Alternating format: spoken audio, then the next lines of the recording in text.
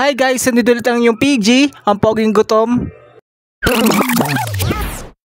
Samahan nyo naman ako food trip ngayong araw na to at kakain tayo sa Logbee's famous all day breakfast. Hindi lang breakfast, nag-serve din sila na hotdogs and fries at meron din silang buy one take one. And then open sila ng 24 hours. Tapat lang siya mismo ng kapila sa lokal lang Luzon, San Jose del Monte, Bulacan. Napakalaki ng dining area nila, sobrang laki dalawa yung counter nila. So ito yung counter ng burger, dito kayo bibili ng buy one take one, sa bandang gilid lang siya ng Logbee's. So sa halagang 39 pesos makakabili ka na ng buy one take one na burger. At hindi lang buy one take one na burger, meron din silang buy one take one ng cheese dog. At dito naman yung counter ng breakfast nila o yung rice meal nila. So hapon ako pumunta pero meron pa rin silang breakfast menu. So ito yung mga menu nila. So meron silang classic beef tapa, merong crispy lechon. Napakadami, hindi ko na may isa-isa. Pero ito ang pinili ko. So ito yung tinanong ko kung yung bestseller nila. Ang classic beef tapa sa halagang 99 pesos. Yung serving na pagkain nila sakto lang din sa presyo. At yung beef tapa masarap kasi malambot, hindi maalat, tsaka medyo matamis. At kahit wala na siyang sausawan, masarap na siya, lalo na kung may itlog.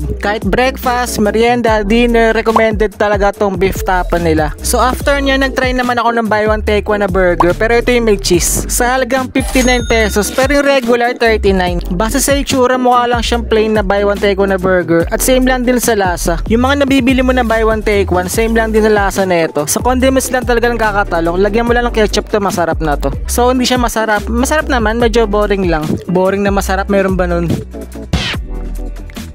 Overall, para sa akin, masulit yung famous breakfast nila. Lalong-lalo yung bestseller nila na beef tapa. Sa burger naman nila, medyo meh. Siguro try nyo yung cheese dog nila na overload. At yung prices ng menu nila, pwede na rin. Worth it para sa akin. Yun lang, try nyo na din. O siya, sige na, follow for more!